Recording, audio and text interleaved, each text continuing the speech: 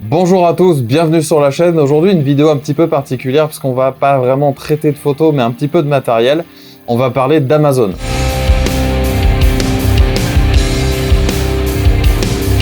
En gros, j'ai été Amazon Reviewer pendant à peu près un an avant la chaîne. Et tout ça, c'était avant de travailler du coup aussi avec Photociné. Et je préfère aujourd'hui effectivement la relation avec une boutique locale, par exemple. Voilà, c'était le petit message de conscience. Donc durant cette période, j'ai été Amazon Reviewer. Je tiens à préciser tout de suite que je n'ai pas été officiellement Amazon Reviewer, mais Reviewer pour des marques.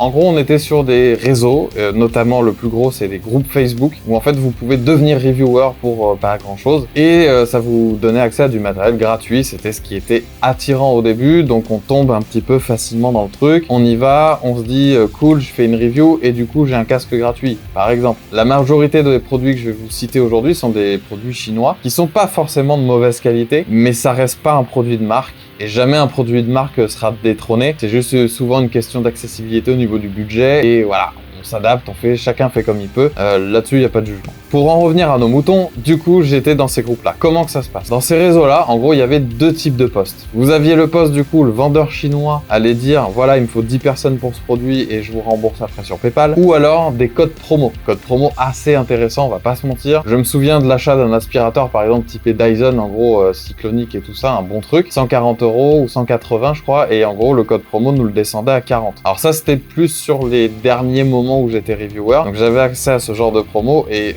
ça tombe bien, j'avais besoin de changer d'aspirateur, j'ai changé, il marche très bien, il est très puissant et je m'en sers encore aujourd'hui. Le problème en fait que je veux soulever dans cette vidéo, parce que le but c'est d'en parler et d'avertir aussi les gens là-dessus. Par exemple pour cet aspirateur, ça va, je suis à peu près bien tombé, c'est pas non plus un Dyson, mais pour 40 balles, c'est ça qu'il faut retenir, c'est cool, c'est une bonne affaire. Mais le problème qui va se passer là-dessus, c'est qu'en gros, je suis pas tout seul à être reviewer, on est certainement des milliers, et qui dit milliers de votes, milliers d'avis sur les produits. Et ces gens-là, comme ils sont contents d'avoir un produit gratuit, et ben en fait ils vont mettre un avis positif et vous allez recevoir le produit et vous allez dire bah attends, il y a 500 personnes qui ont dit qu'il était super bien, je le reçois et c'est de la merde. Voilà, maintenant vous avez clairement l'idée du problème et des conséquences que ça peut avoir, et ce qui fait que des marchands honnêtes en fait vont se retrouver vraiment en bas des listes, parce qu'il faut savoir que la plupart du temps c'est trié en mode Amazon présente, où on va trier nous par les mieux notés, et effectivement quand il n'y a pas trop d'efforts sur les notes, genre super produit, je l'ai reçu dans son emballage, etc. Enfin, les trucs ultra bateaux. Vous pouvez être sûr que ces avis-là, c'est généralement des avis achetés. Ou alors, justement, il y en a aussi qui mettent beaucoup d'avis pour passer officiellement à Amazon Reviewer, ce que je n'étais pas. Il faut savoir aussi que dans ce genre de cadre-là, aujourd'hui, je suis actuellement banni d'Amazon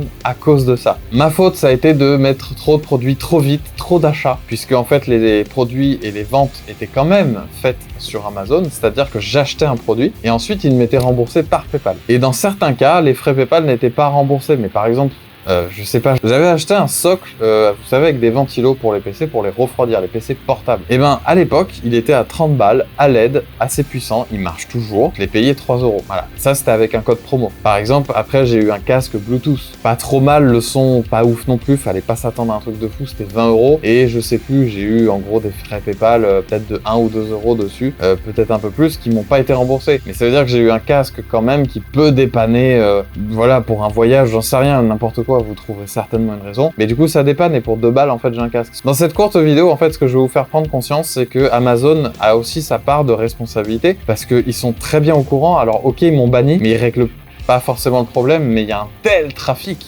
que à mon avis ça doit être gigantesque à gérer et compliqué du coup. Je vais recadrer ça un peu au monde de la photo. Aujourd'hui en fait vous avez du matériel photo, vous allez dire putain il est pas cher, en plus c'est super bien noté, et bon bah vas-y j'y vais, c'est pas cher. On a tous fait pareil au début, et croyez-moi que ceux qui persistent avec du matériel acheté sur Amazon ou de marque chinoise, ça va être très très compliqué sur le long terme, et forcément il y en a beaucoup qui ne s'en rendent pas compte. C'est pour ça que je vais faire aussi quelques vidéos là-dessus, surtout une qui va arriver en comparatif de 2 anneaux LED, un chinois, mais quand même avec une bonne qualité. Tout est chinois aujourd'hui, enfin tout est asiatique, on va dire ça comme ça, un peu plus large, mais c'est vrai que tout ce matériel là qui est cheap en fait, qui est vraiment pas cher, c'est pas ouf. il y a des grosses difficultés, il y a des mensonges sur les fiches techniques. Vous allez le voir dans la prochaine vidéo. Je sais pas si je la poste la semaine prochaine ou quoi, mais voilà, je sais que je la tourne juste après celle-là. Je vous en parlerai pourquoi je vais enchaîner pas mal de vidéos où j'aurai le même éclairage et tout ça. On en parlera au moins dans un mois, je pense. Mais voilà, l'idée c'est que je vais vous montrer que le matos cheap, ça se paye.